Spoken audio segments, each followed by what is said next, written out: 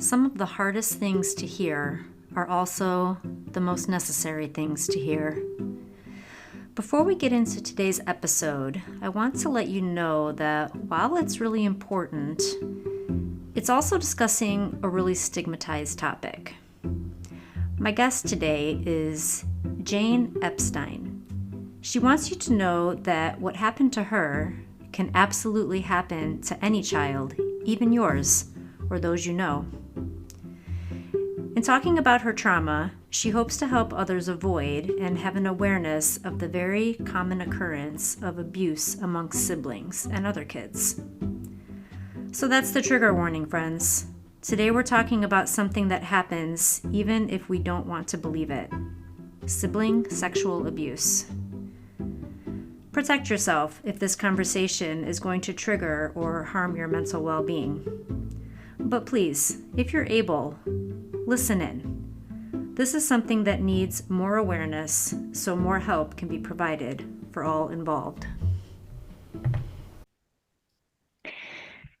In a world too often silent about the deepest of wounds comes a story that breaks through the darkness. Jane Epstein, a survivor of and advocate for survivors of sibling sexual abuse and trauma, has co-founded both Incest Aware and fiveways.org, international nonprofit dedicated to changing how sibling sexual trauma and abuse are understood and addressed. A TEDx speaker who has been featured in outlets including People Magazine, Authority, The Sunday Times Magazine, and Fox TV, and has a memoir, I Feel Real Guilty, now available on Amazon and via ebook and Audible and Barnes & Noble.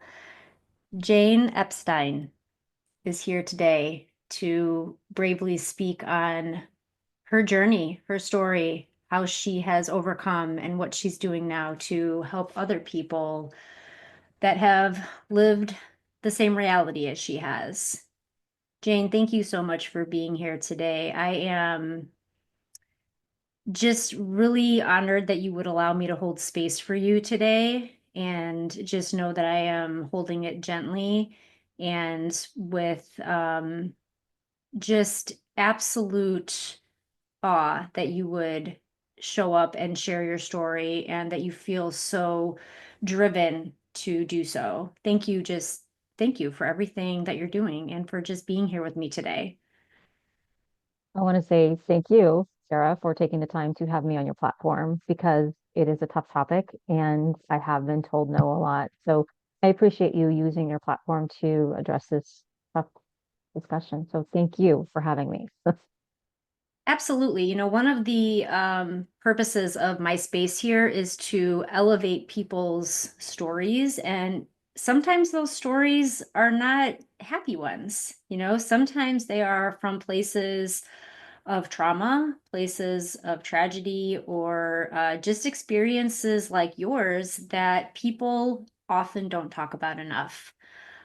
So, if anything else, I want to use my space to break through a lot of the things that people choose not to talk about, bring light to dark areas of our lives so that it can help other people. I appreciate that. And that's exactly what we're doing here today. So For thank you. sure. So I shared a bit about you right from the get-go there. So our listeners already know why we're here today, but I really just want to hear from you and want to hear about your story and your journey. Take us back to the place in your life that ultimately brought you to where you are today. Right.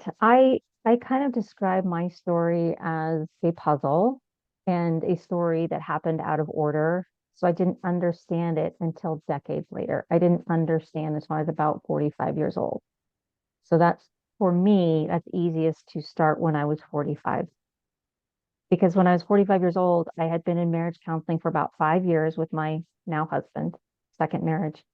And we had tried all the things. I tried fixing him, he tried fixing me, but it still wasn't working. I was still really unhappy and depressed. And there was no reason why. I get to be a stay-at-home mom, two beautiful children, life appears great. What is wrong with me? It was at that moment that I decided, okay, maybe it's something inside of me that needs to be addressed. I've tried everything else. So I gave up alcohol and I started writing my story down on paper. And it was at that point where I was able to kind of pull back and say, oh, okay, my story happened out of order. I was sexually abused as a child by a sibling, and that had a bigger impact on me than I ever realized. And that's kind of where I started by writing it down and pulling back. And that is something that you say very like matter of factly at this point in your life. But for most people, that is quite shocking to hear.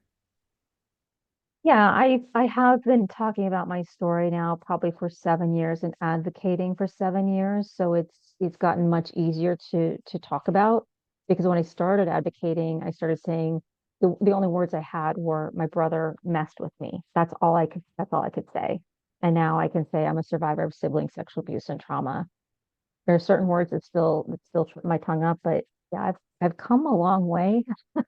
For sure. And to be able to speak publicly and create awareness for something that, you know, a lot of people don't want to believe it, but it happens all the time, It does. right?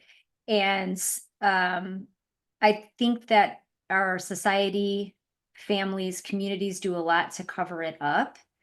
And your family was no different in that regard. Is that right?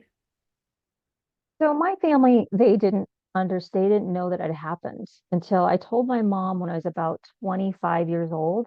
I mentioned something to her. I said, I don't use his name. I do protect him. I said, this sibling messed with me. And she started crying and she said, I believe you. Where was I?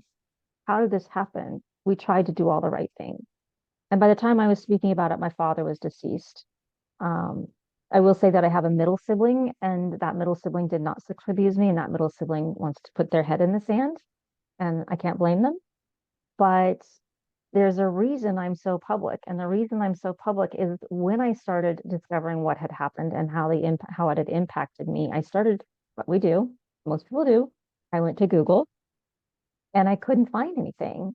I found a couple outdated articles by some social workers who said this happens in families. It's very common. It's a silent epidemic. So I knew I wasn't alone.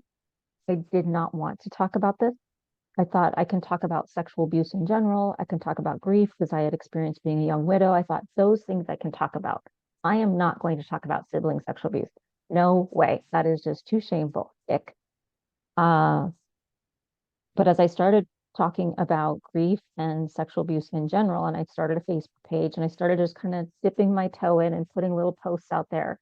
It was at that point where I started getting private messages from people. They wouldn't comment on my Facebook page, but they would send me private messages. And I just kind of kept getting these messages, and these urgent messages started coming from parents saying this happened in our home. We didn't even know this was a thing. And then I started hearing from people who had actually caused the abuse. And so I knew I wasn't alone. I knew this was important and I wanted to sound the alarm. So that's how my advocacy happened. It wasn't what I planned. I kind of fell into it by accident. I just had this strong sense that we needed to raise awareness. Right. And much of your own awakening to your own awareness and healing uh, became evident in that you, on the surface, were living this, what people would think was a picture perfect life, except that you weren't. And only when you dug deep into the roots of what happened to you were you able to then start showing up in the world. Yes, absolutely. It was at that point where I would say I owned my story with grace. I started owning my story. And yet my I call him my now husband because he is the second husband. Um, he doesn't like being called the current husband. So my husband now, it was through COVID when I started really writing, and he started proofreading some of my chapters, and he would say, you didn't tell me any of this. And I said, well, I can write it, I can't talk about it. And he would read it and he would have questions, and I said, look, I can only write about it, I can't talk about it yet. And it was through that process that he kept reading more and more and saying again and again, you didn't tell me that, you didn't tell me that, you didn't tell me that. But through that process, he understood me and he still loved me. And I was truly known and still loved. because I tried to sabotage our marriage, but it was through that process of being truly known despite my past and getting my story down on paper. I actually really encourage people to share your story or get it down on paper. It was a gift to myself that I did not anticipate. It was through that process that I have been able to become more free. I'm still Well, healing. I still have a ways to go. for sure. Absolutely.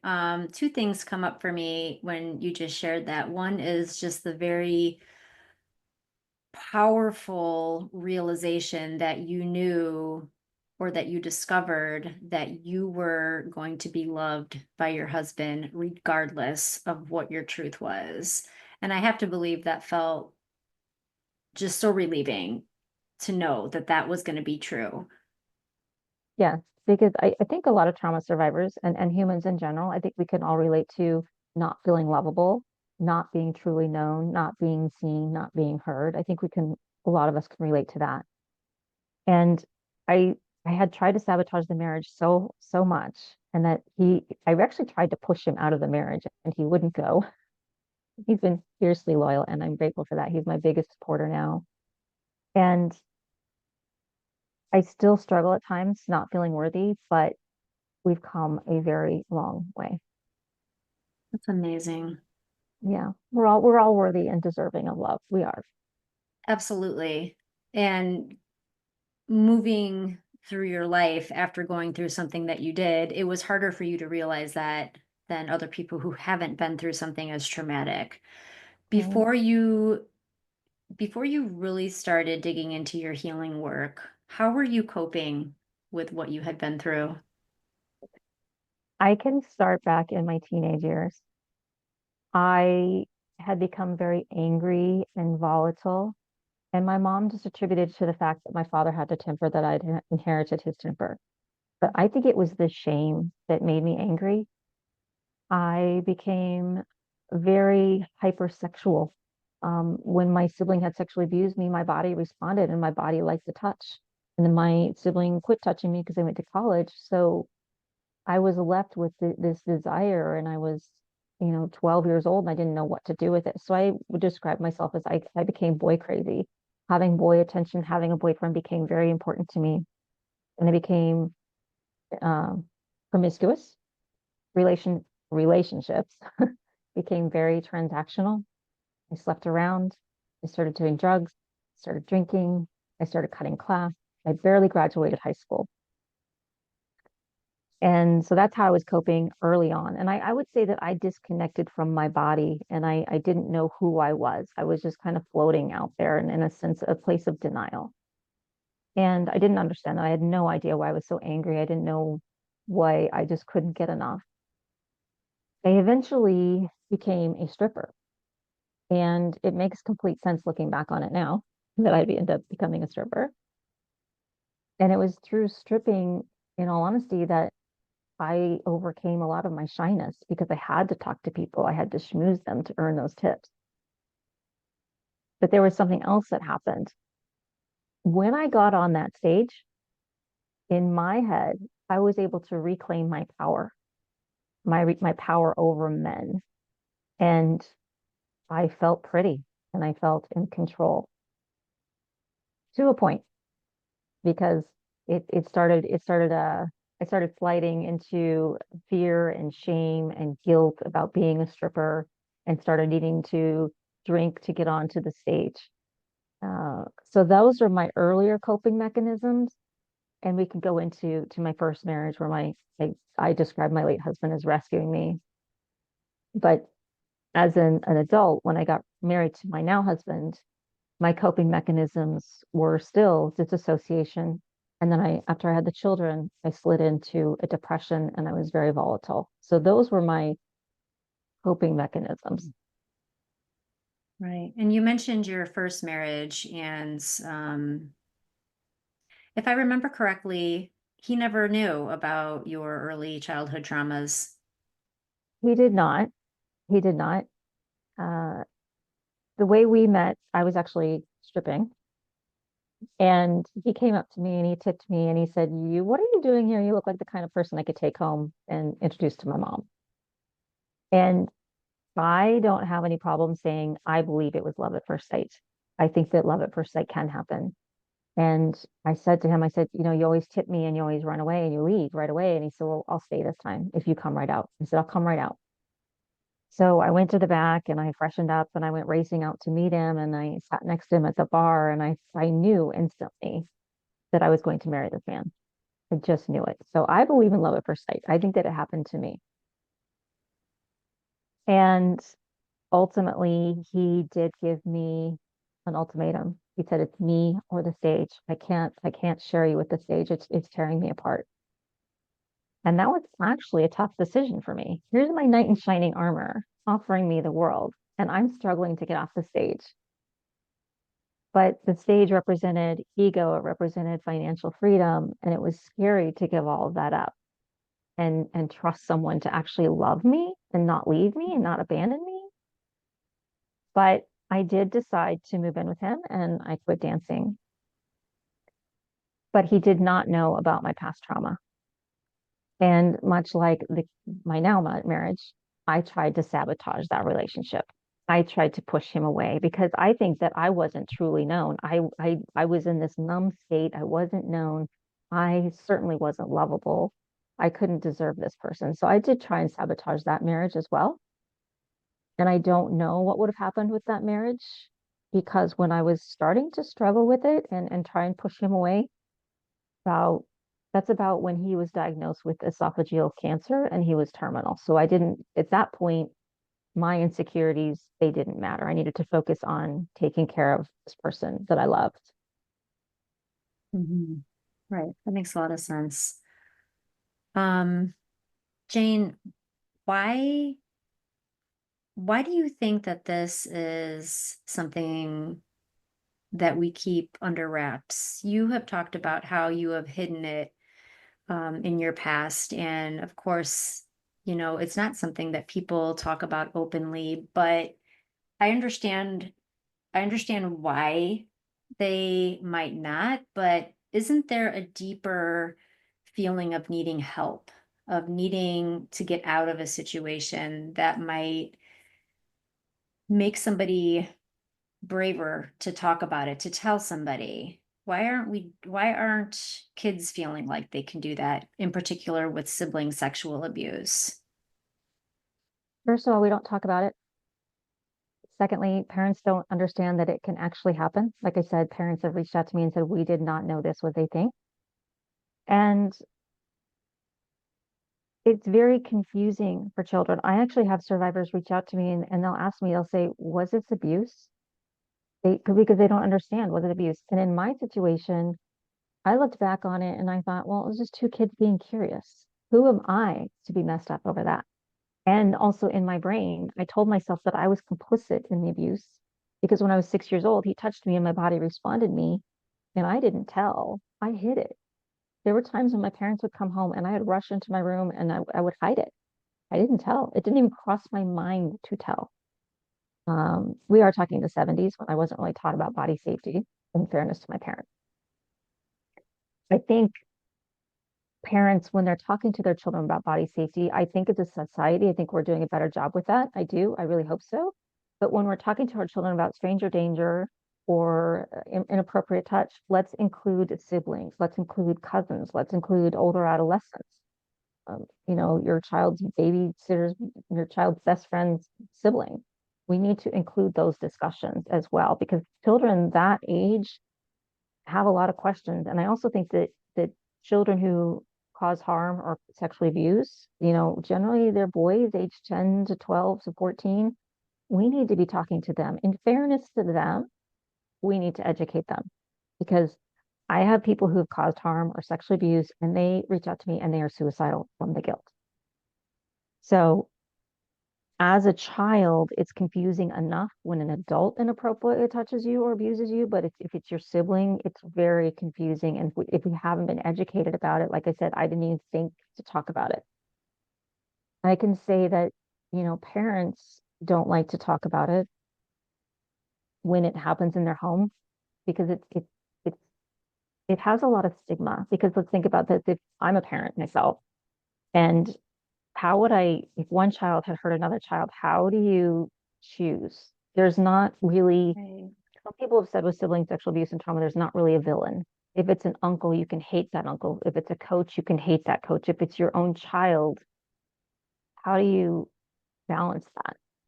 And parents have described it as a bomb going off in their household. And if we're not talking about it, there's a lot of stigma because if they talk about it, the child who abused could go to jail. We don't have standardized laws. Um, and then you get ostracized. I mean, think about it. If you're a parent and you hear that this child sexually abused their sibling, are you going to let either of those children come to your home? Probably not, or certainly not unsupervised. So there's a lot of stigma with it.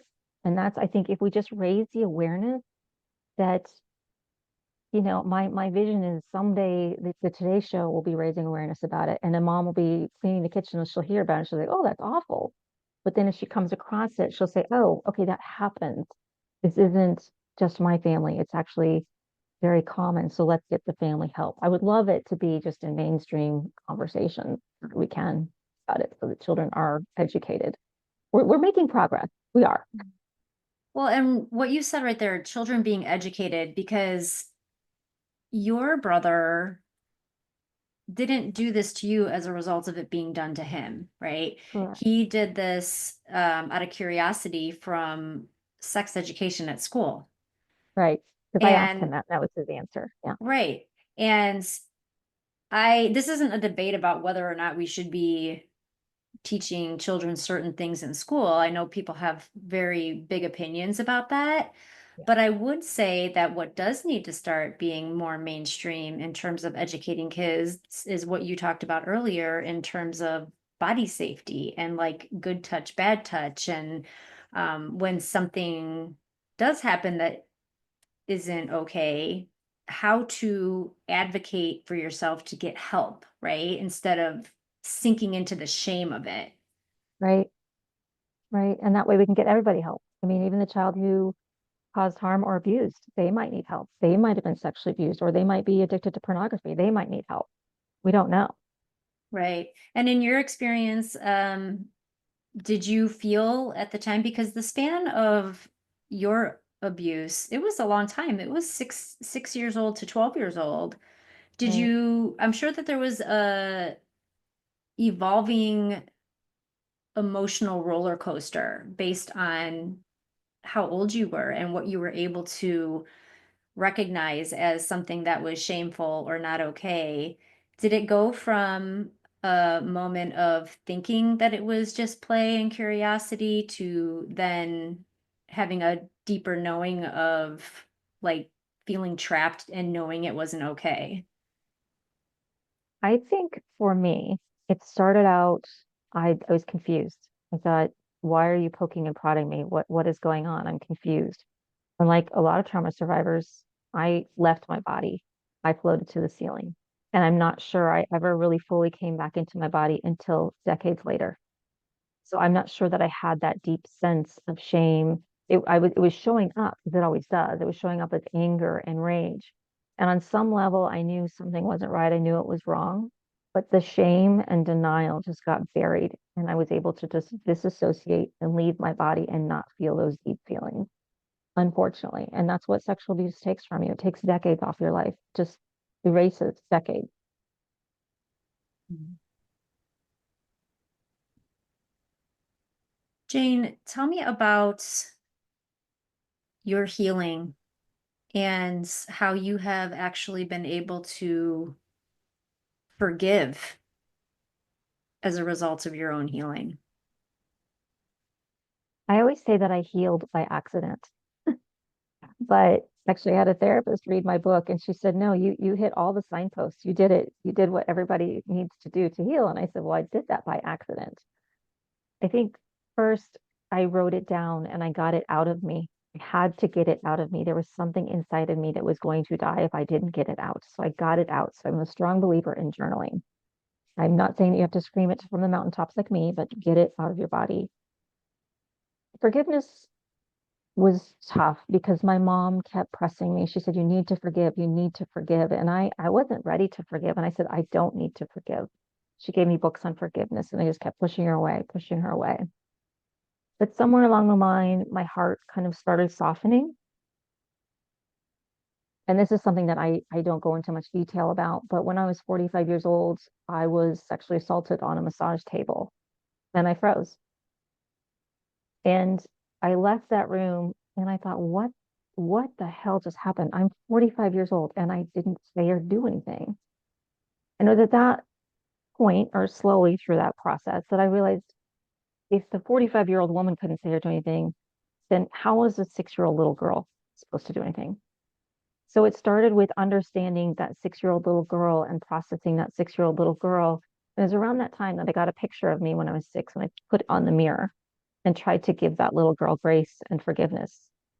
So for me, I think forgiveness is very different for everybody. It can mean something very different for everyone too, and they have a different process. I'm not going to tell a survivor that they need to forgive to heal. That's your journey. So I forgave that little girl first. I forgave her first.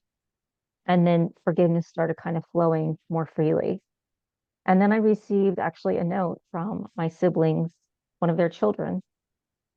And that child thought that I didn't care for them, thought that I hated them because I'd pushed my sibling and his whole family aside out of my anger.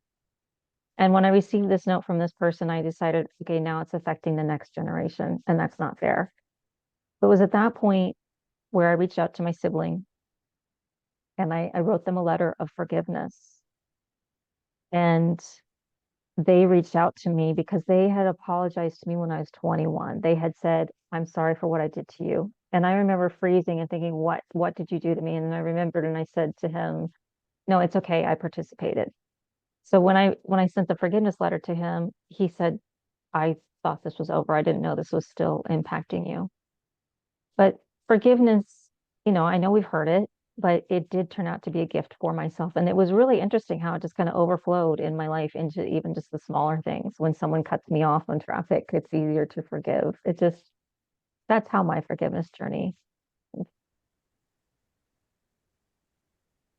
That is, that's just truly amazing. Because I think that there's a lot of people in all different types of trauma healing that really have a hard time getting to that part of it, right?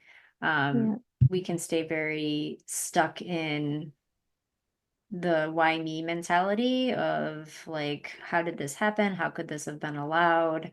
You have done remarkable work for yourself and really for everybody around you. And now the world, which I definitely wanted to get into how you're advocating for um, survivors and just families and communities that are impacted by sibling sexual abuse specifically. But as you mentioned, it goes beyond that. It goes to, be aware of all people that could be in the company of our children, right? That even are you're trusted with, right? Because yeah, I think that there is eye-opening statistics out there that reveal that most of abuse in children actually happens with those that they are entrusted yeah, with their care, people who you would never question leaving your child alone with.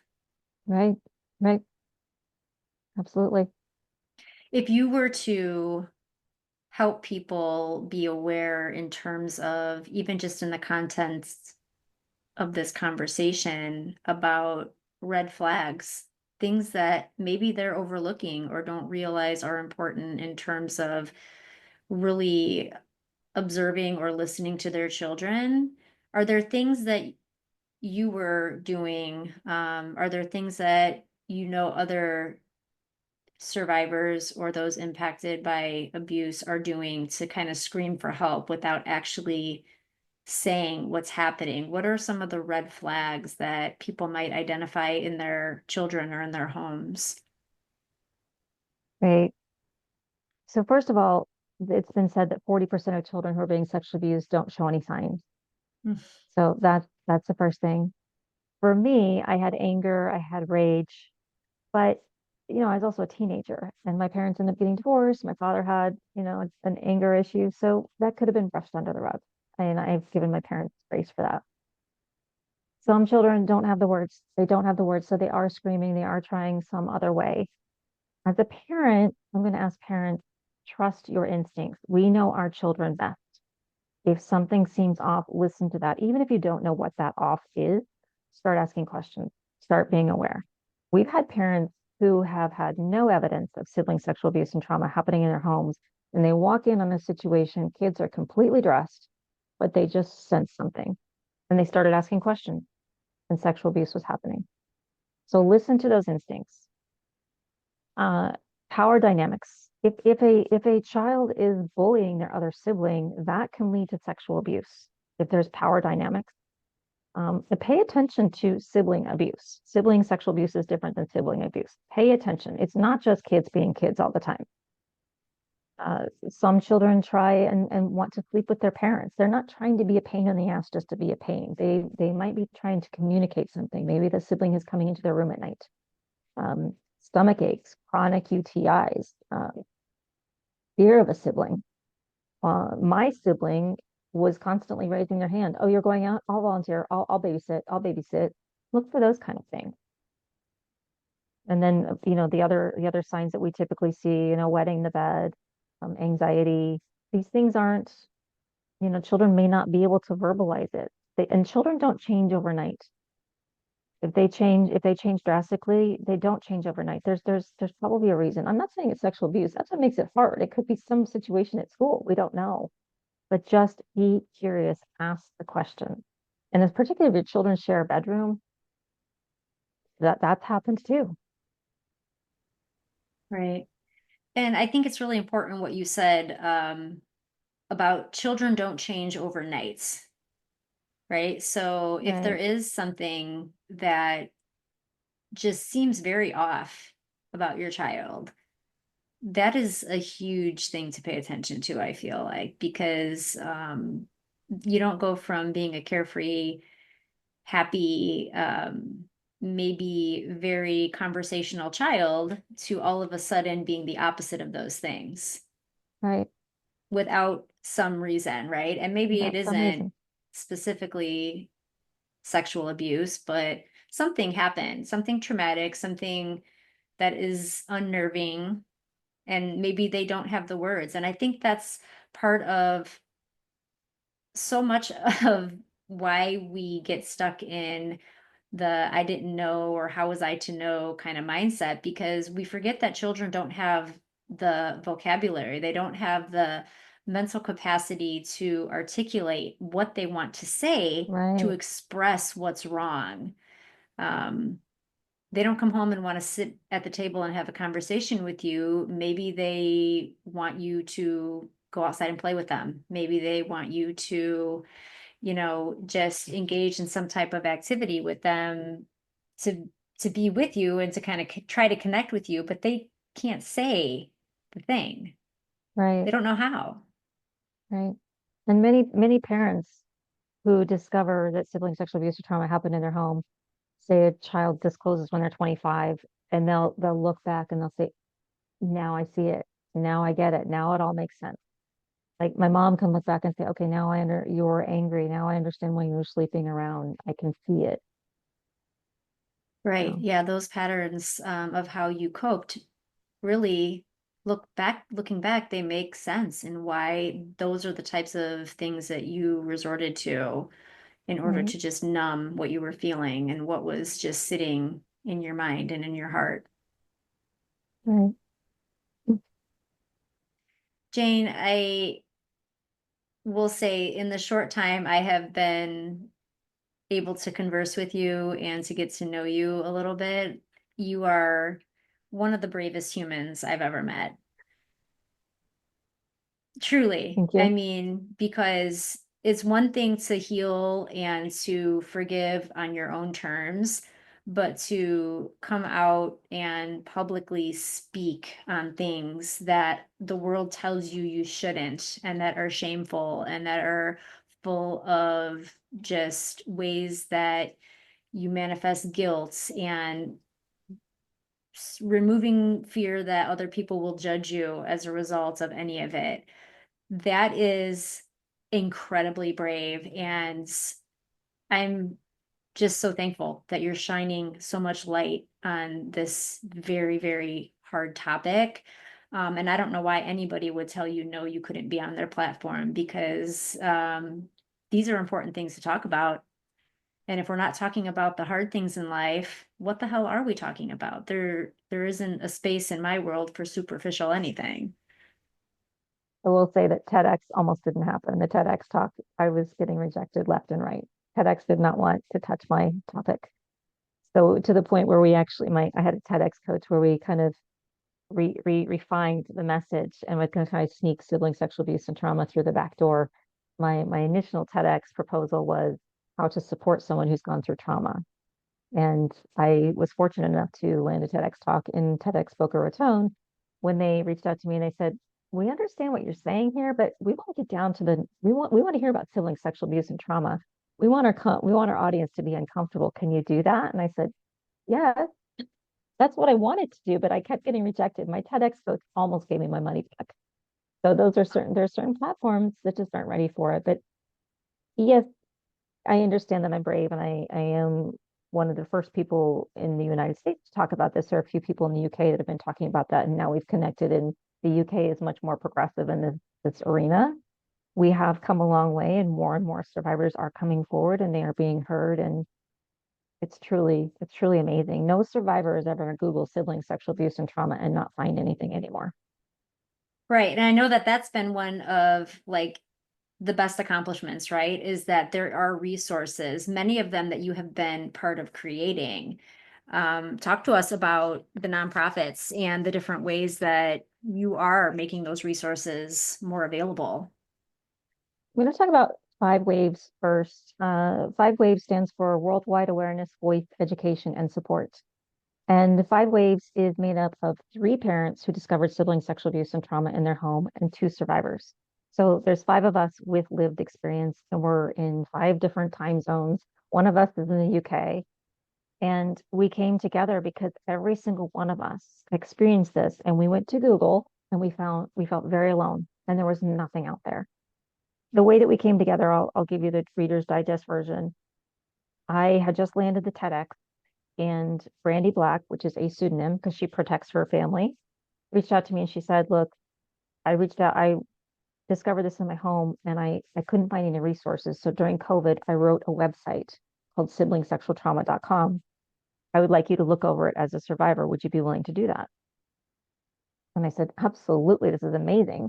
So I started looking at her website and it was huge. And I thought, I cannot do this. I have a TEDx to give. I don't have time to do this. So I reached out to Maria Sokoloff, another survivor. She loves data, she loves graphs, all these things. And I said, "Would you be willing to look at this?" And she said, "Absolutely." But through my advocacy, I'd also met two other parents. And I reached out to them and I said, "Look, this is happening. Would you like to be part of this? Would you like to look over this website?" And they said yes. So within a week, the five of us came together. We got on Zoom, we shared our stories, we cried, and Five Waves was formed. And so now we have a siblingsexualtrauma.com website authored by Brandy Black.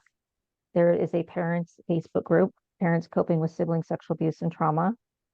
And we are also part of a survivors group on Facebook. We don't moderate the group. Someone else had started it. And if someone else is doing it and I don't have to do it, I'm all for collaboration.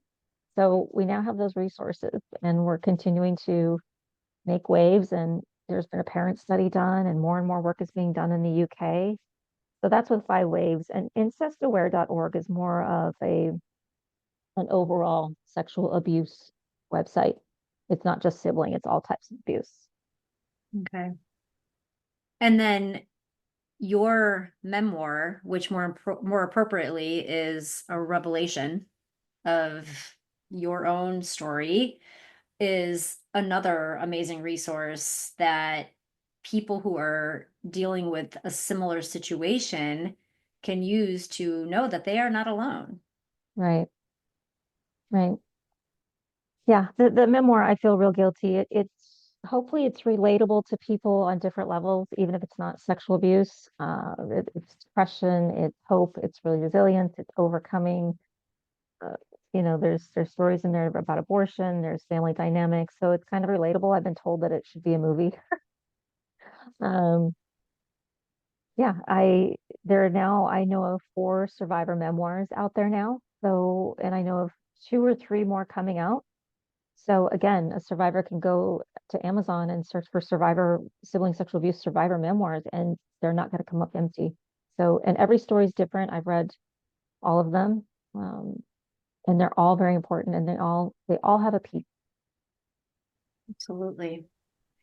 Jane, I'd love for you to share with us, if you would, how your story and what you are doing in terms of advocating, how has that, how has that, how's that been for your kids? How are they connecting with your work, and how has that kind of shaped their own understanding of things? First of all, my children are very educated regarding body safety and consent. I have 2 teenage boys. Uh, so my husband and I, we started this weekly family meeting. We would read them body safety books each week, and we'd have this family sex talk. And the kids were like running down the hall, like, well, it was on the calendar, and they say, no, rolling their eyes. First of all, they're very well educated. I don't know if they can really process what I do and what I talk about because they are 16 and 17. I'm not sure they can fully understand. They try and wrap their heads around it. I will share that they were in the audience for the TEDx. And before the TEDx, we actually got stuck in Tahoe. We got snowed in Tahoe, and I was practicing my TEDx, and they were sitting there playing chess, but I was walking around the room practicing my TEDx. And in my TEDx, I talk about having been a stripper. So it was at that point where we thought, okay, these kids are absorbing this talk. We should probably let them know that I was a stripper. And they both kind of said, we didn't need to know that. And we thought, well, you actually do need to know that because you're going to be in the audience. We don't want you to hear it in the audience. So they, I think the way it's impacted them is that I do have trauma responses and I'm apologizing. I still go from 0 to 60. I still tend to people please. There are times that I put others before my family, before my kids. There are times that I still feel insecure. There are times that I have trouble setting boundaries, and I always try and talk to them, not as an excuse, but I kind of try and educate them that this is why your mom is the way she is, and your father's very patient with me. So I think one day they'll look back and they'll understand it, but I don't think they can process the amount of work and advocacy that I've really done. Maybe one day they'll look back and they'll be like, oh, she did that. Oh, but they have not read my book and they don't, it's not required reading for them. At 16 and 17, do they experience any kind of social pushback from maybe their peers, from their parents who have become aware of your work, and maybe things have been said in other people's homes? Have they experienced anything like that? If they have not said anything. And that was actually one of the reasons I quit going to therapy. It was one of my therapists turned to me. I said to her, this was maybe 6, 7 years ago. I said, I need to come forward. I need to be public with my story. And she said, well, what about your children? What if one of those parents comes across your story and your kids get teased at school? And I just had to make the determination that no, I need to come forward. I need to do this. I am concerned about them. Luckily they're 16 and 17 and I did change their names in the book, but I'm very public. And with the last name Epstein, that was not my fault. People think I'm related to Jeffrey Epstein. So I do worry about them. And there are times that I do things, I think, oh gosh, my kids, but it's already done. There was just something inside of me that said, no, you have to plug forward, you have to go forward. And hopefully they're okay. Um, they're juniors in high school, so we're almost there, but it could still come up. They don't like to advertise their last name. Right. But not for the purpose, not for the reasons of your journey. Right. It's other reasons that Yeah, it's the the other world is guy. quite aware of. Yeah, whom you are not connected to in any way, shape, or Correct. form, just Correct. for confirmation for our listeners. But, I have heard the I have heard the idea and the comment from people that, everybody is going to need to heal from something from their childhood.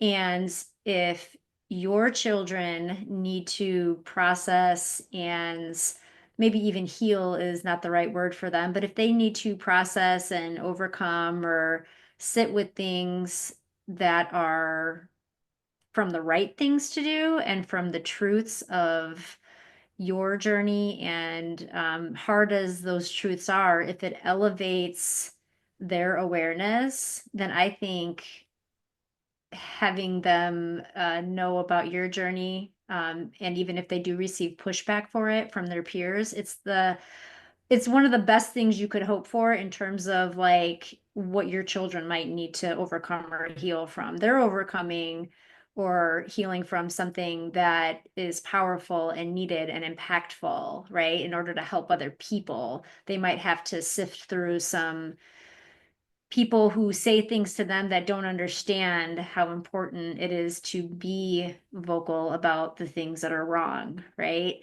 Right. So if your children are having to heal from those types of comments or that type of small t trauma, um, I think that as they get older and become adults, they will be thanking you for it. Yeah, and I guess if this is the worst thing that happens to them, I will be grateful for that. If this is Yes, if this is the most trauma that they experience, I will be grateful for that. right. Yeah. Right, absolutely. Like their trauma is basically understanding your trauma, right? They're Right. not living what you had to live, but they are becoming aware and better educated men um, because of what you're teaching them now. I can only hope. I hope. I may not Yes, know for 35 more years. They might say it to me on my deathbed. You messed me up, mom. But like other parents, we're all doing the best we can with what we have. And I think that's what my husband and I have tried to do. right. And that's all any of us can do. Even in your times of coping in ways that maybe weren't considered the most healthy of ways, it was still the best you could do at that time in your life. Right. And I think Yeah. that's important to remember too. Everybody is showing up in a way that's they need to in that moment. And as we continue to walk forward, we might find better and more healthy or helpful ways to do so. But there's a reason for every place along that path. Right. And I am used to apologizing to my kids and say, I'm sorry I'm being so anxious, or I'm sorry I reacted. And I don't have any trouble apologizing to them and explaining to them and being human in front of them. But my husband and I, we know we've done some things wrong. Hopefully, hopefully not. Shoot, we'll find out. Well, all of us have, right? Because again, we are Yeah. human. But I think the even independent of any of the underlying reasons for it, just your ability to apologize to your children is something that many parents lack, Right. or they don't think they should have to do it. So I think you're doing amazing. And Jane, I just thank you for everything that you're doing in this world. Your work is so important, and I would love it if you have any final thoughts on what you'd like to share or leave listeners with as we come to a close of our visit today. What I'd like to share is if you have experienced trauma, or if you are a survivor, my hope for you is that you would find someone to share your story with, that you don't have to go through this alone. Find someone that you trust, or find a support group. Because again, I don't want you to have to carry this alone. It's not your shame to carry. And my hope is, if you're a parent and you're listening to this, I hope that you, when you're educating your children, that you include siblings and cousins and older adolescents. Thank you for that. And for our listeners, all of Jane's work, all of the ways that you can be inspired by and helped by what she's putting out into the world will be in the show notes, a click away for you to find. So thank you, Jane, so much for everything that you shared today. Thank you for having me, Sarah. I really appreciate it.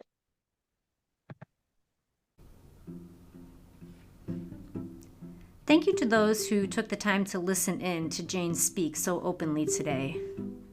All the ways to find help, resources, and gain more awareness of the very real issue of sibling and child sexual abuse are listed in the show notes. Please leave this conversation knowing that support and even healing are available. If you have experienced something you shouldn't have, know that it wasn't your fault, and you don't have to feel alone with all that you're carrying. Thank you for your bravery, Jane. It's because of you that others will be able to find their courage too. Jane's book, I Feel Real Guilty, is available now, and the link to find it is in the show notes. As always, knowing how to help and understanding the need for advocacy starts with learning more about the problems we try not to see. Until next time.